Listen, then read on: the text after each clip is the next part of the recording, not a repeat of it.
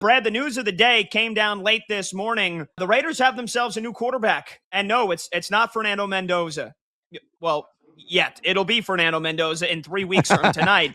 But they've got Kirk Cousins coming to Las Vegas. I'm not even going to try to understand the nuances of the contract and with the void years and why it had to be structured like this.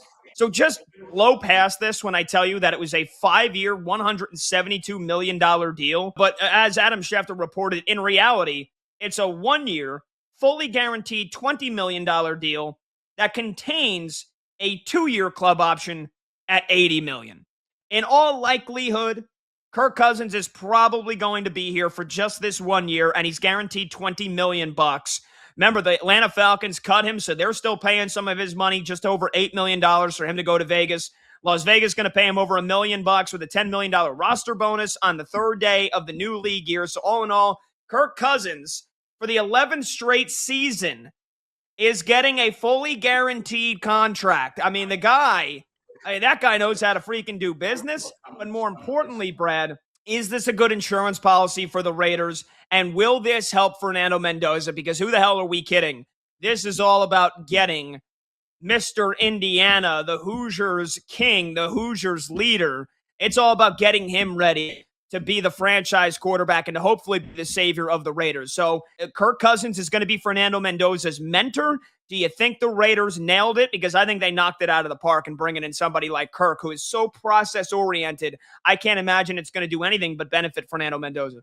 Yeah, no doubt about it. I think they're really going to be, attached to the hip based on, their faith-based backgrounds. I think they're two guys who are going to get along famously, and I think this is going to be a marriage made in heaven, to say the least. I think it's a tremendous hire, tremendous signing. There were rumors, remember, you and I talked about this, that I don't remember who reported it, so jog my memory if you still have that fresh at the top of your mind, that there could have been the possibility that the Raiders are going to slow play having Fernando Mendoza step out there and suit up, and maybe that is still in the cards. Maybe it's going to be, hey, man, you got to learn behind Kirk Cousins. We're going to start him the first 2, 3, 4, 5 games of the year. Then we're going to insert you in the starting lineup. I'll believe that when I see it, because I think once Fernando Mendoza arrives at camp, by day 2, he's going to be the best quarterback on this roster instead of the stone statue that is Kirk Cousins, who will forever have his legs, I think, encased in molasses. Guy can't move. Mendoza, at least a little bit more mobile in the pocket, ultra efficient at Indiana University. And I understand a lot of people still think of it as a basketball school, but they won the national title. They beat up on the heavyweights of the Big Ten. They beat up on some of the heavyweights elsewhere in college football and won the national championship. And Mendoza was his number 7 quarterback in all Division I college football and adjusted completion percentage. He can make every throw. He can run. He can get you 150, 200 yards on the ground. He needs to be the starter week 1, and I pray that Kirk Cousins will not, stunt that and be the starter like the first 3 or 5 weeks. That would be downright preposterous and unwarranted. I disagree entirely. We had this debate when, and you said who reported it. Nobody. Clint Kubiak said it himself. He kind of hinted at it, during the combine, and then he said it again, I believe, 2 days ago. Here's the quote from Clint Kubiak, new Raiders head coach. Ideally, you don't want him to start from day 1. You'd love him to be able to learn behind somebody. That's in a perfect world. It doesn't always work out that way. Sometimes they have to play from day 1, and it's our job as coaches to get them ready to go. I think it does help the player if they can sit behind a mature adult and watch how they run the show.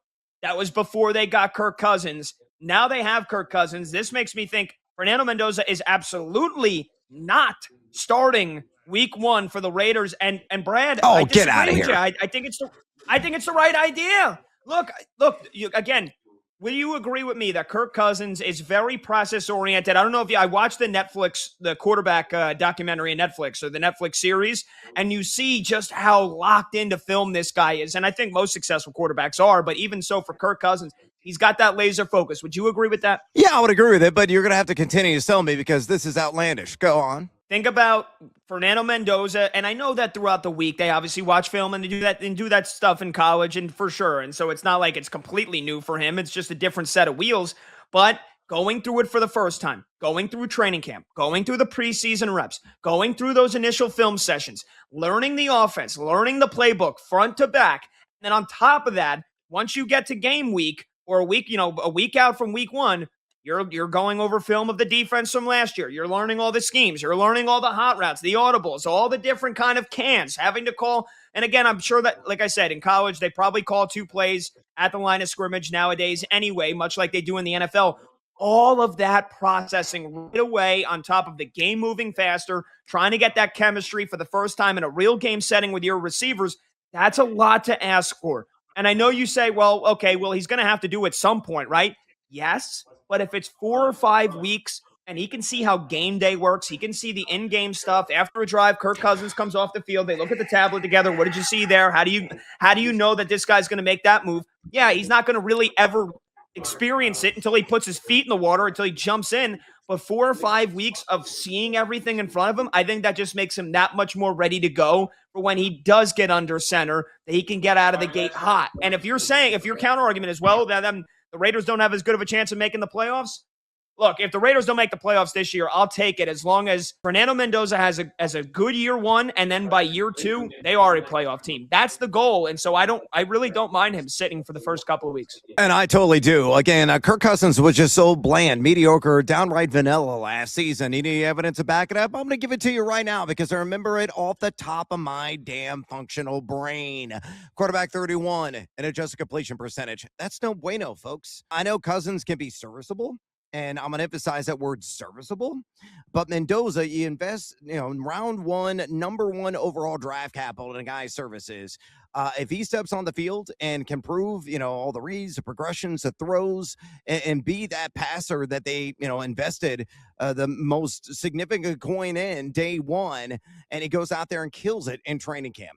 And he looks really good in a couple of preseason games. He needs to be the starter week one. Otherwise, you're not taking yourself seriously at all. So, of course, the Raiders have got to go out, make some additional investments. Got Brock Bowers, got Ashton Genty. They got to see what they do in the draft at wide receiver, and they're probably going to address that position in the NFL draft this year. But you and I do not see eye to eye on this. And no, folks, we're not manufacturing disagreement for the sake of radio. I truly believe Pat Boyle is off his rocker. With this point of view, Fernando Mendoza, I implore you, Clint Kubiak, needs to be under center week one and let him learn on the fly because he's going to be outstanding. I disagree. I mean, if you're telling me year two Fernando Mendoza versus Kirk Cousins, it shouldn't be a comparison, right? Because look at what Drake May became in year two versus Drake May in year one. The first 5 games of his NFL career, Fernando Mendoza versus Kirk Cousins, who's the better quarterback? I think it's Kirk Cousins. On top of all the osmosis, learning through osmosis that Fernando Mendoza can do and see and experience in practice, in film session, game day, during the game, I think it's invaluable for him. So again, if you disagree on that, then that's fine. But then this just comes down to, you think the Raiders aren't taking themselves seriously. I know they spent a ton of money in free agency. They improved the team. Look at the division they're in. The expectation should not be playoffs. And if anything, that could hurt his development more. Year one for Fernando Mendoza should be, hey, man, make your mistakes and learn from Kirk Cousins, a guy that is one of the best in the biz at going through the process and doing everything he's got to do mentally to make sure he's ready to go. You mentioned it. He's not the most gifted physically. Kirk's never had the biggest arm. Kirk's never been fast. Kirk's never been the most accurate. But he's gotten there on willpower and work ethic. And to pass that off to Fernando Mendoza and then give him the reins in a couple of weeks, again, by year two, that's the expectation for the Raiders, is to be a playoff team and to be a damn good one. And I think I like the way they're slow playing this. I got no problem with it. I think it's just an antiquated method, man. Why do we got to turn back the clock to like the Steve McNair days and learning behind, was it Chris Chandler, I believe, with the Titans organization? If I'm pulling that rabbit out of the hat or my backside, I think it was Chris Chandler, or like Aaron Rodgers learning from Brett Favre. Like, I just think those days are long gone, and the development of quarterbacks at the collegiate level has far exceeded it. So, those guys, when they get those promotions and they take that monumental step, and especially the number one overall pick, let's put them out there with the real bullets flying and see how they perform, because they're going to learn on the job. Everybody's going to make mistakes in the first year, whether they're going to start in week 6 or in week 1. I just think it's downright silly to invest that kind of substantial draft capital and have him just learn behind Kirk Cousins, who is a ho-hum subpar quarterback at this point in his career, for the first 5 weeks of the season. And if it's any longer than that, Fire everybody. Period. End of story. For every Jaden Daniels and for every CJ Stroud, there is a Zach Wilson.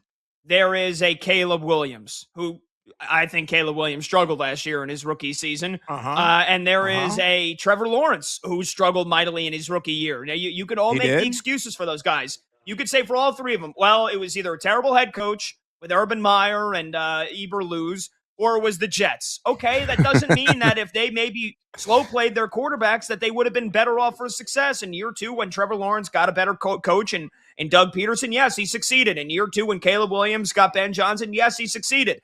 Zach Wilson never succeeded. So I just think that we always talk about the guys that do have success right away because they are put in good situations. And I do think the Raiders have a good situation here with Kubiak becoming the head coach. I think they're a better team this year than they were last year. Again, forget about the defense, just the guys they have on offense right now. It's still a far ways away. Like his number one receiver right now is Trey Tucker, and his number two receiver is Jalen Nailor. So is he just going to throw every pass to Brock Bowers? Like I think learning from Kirk Cousins on how to get your other receivers in the mix and how to develop chemistry with those guys, I think it's going to be paramount. You might be high on the Raiders, Brad, and I know you are. And I think they're going to be decent. But to say that, like, they're not taking themselves seriously because they're a 12-win team with Fernando Mendoza and they're wasting that or they're running it down the drain, I think that's preposterous because I still think they're far away from a playoff team.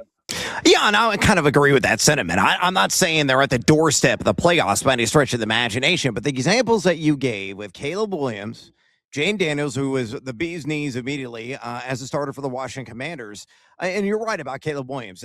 He was rough around the edges, but he had to learn on the job. It's the same approach, the same mindset you're applying here to Fernando Mendoza. Let him go out there and learn on the damn job. You have somebody there that can mentor him, and Kirk Cousins has been through all those battles before, but have him do it on the sideline. He's got to learn in terms of the physical play and in real time with some of the execution of the offense on the field. Again, you and I will just not see eye to eye. And what I find utterly hilarious, you're a very young man in your early 30s. I'm nearly 50. And you have an old school, old man approach to this. It's like flipping the script. Am I going to outdrink it tonight as well? I think so. I don't do much drinking anymore. And producer Brandon Combs said I got old man tendencies. Maybe I'm becoming an old man. Jeez. Well, I like the old school approach when it's applicable. There are certain circumstances that are different, right? If you had a team that was a playoff team and because they made a genius trade in the draft, still had a top 3 pick, but they needed a quarterback, like last year they had a stopgap or an old aging veteran. Okay, then I would say yes. Like he's got a great team around him. I would play him right away. I don't think it's every situation, but I think for this situation, especially if you have Kirk Cousins, if you're telling me it was Aiden O'Connell and Fernando Mendoza, then screw it. Like throw Mendoza in there. But he's got somebody to learn from. I think that will be invaluable, more valuable than learning on the job. But yeah, I mean, look, you and I are just we are not going to agree on this, and that's fine.